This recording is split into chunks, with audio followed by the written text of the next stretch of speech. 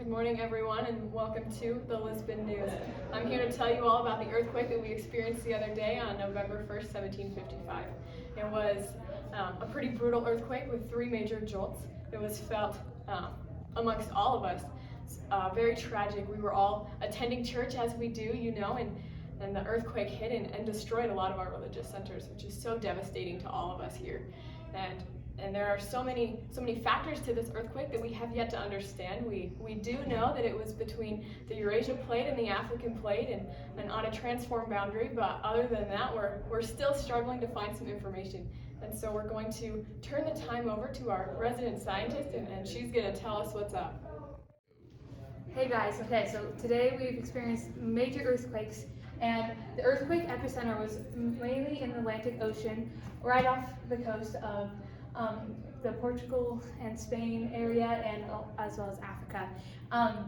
There was about 3 jolts. The middle one was the largest one, and because of that, it caused a tsunami to go and hit into Spain, around Portugal, and then because of that, there's like many deaths and everything, and it was about an 8-point earthquake. There's also many fires that led to that, and that earthquake could be felt all the way to some of Italy and France, and then also throughout Africa and Spain you could feel it. Now we'll go over to some eyewitnesses. Hi, I'm reporting on the incident, and we have an eyewitness account. We are going to be talking to the man who witnessed it all, Reverend Charles Davy. What were you doing at the time the event started? I was writing a letter at the time in my apartment. I thought there were a lot of coaches in the street at one time. There had been an earthquake maybe 6 or 7 years ago. I felt like I was being inside my house and being outside was both dangerous options, so I decided to just go outside. I saw the building shake violently and stories fell through buildings, crushing the bottom floors. I thought that I'd be crushed to death. The stones were falling from the walls and the rafters on the roof were breaking. I went to the riverside, and there I found priests and townspeople praying for their lives. I thought we were, but the second shock hit and the church near us collapsed and killed many of the people inside. Nowhere was safe. The earth opened up and swallowed many people and boats.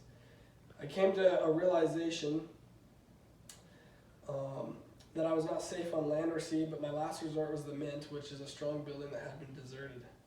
No, the churches had lit candles for the services, and the earthquakes happened and the churches collapsed. The fire spread to the tapestries and then onto the rest of the buildings. Everyone was the same in those moments. It did not matter your status. We all lost someone, and we all stood knee deep in water watching our home disappear in a matter of moments. It was a terrible day. Thank you for sharing your experience with us. It helps us put into perspective the horrors that you had to face. A huge thank you to our infield reporters for everything they've told us today. It has been a tragic day. Between the fire, earthquake, and tsunami, we've lost upwards of 120,000 people.